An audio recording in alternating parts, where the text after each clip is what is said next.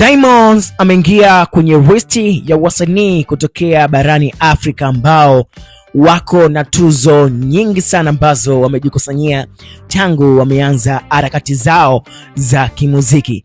Kulingana na takwimu ambazo zimetolewa na ndugu zetu wa burudani Tanzania Chati, inaonyesha listi ambayo inamuonesha Diamond akiwa ameshika nafasi ya 7 katika wale wasanii kutokea barani Afrika ambao wana tuzo nyingi.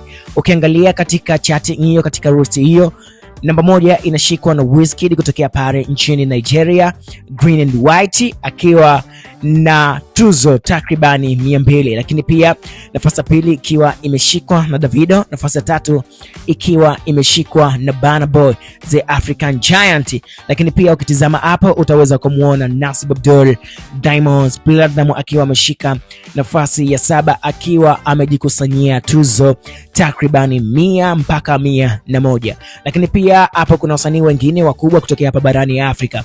Kwa mbali unaweza kumuona msanii Fally Ipupa kutokea pale nchini Congo, yuko hapo katika orodha hii. Hii ni kwa mantiki ya kwamba Diamond mpaka sasa hivi katika karia yake ya muziki ana tuzo takribani 101 tangu aanze harakati zake na kuingia katika soko la ushindani wa muziki wa kimataifa.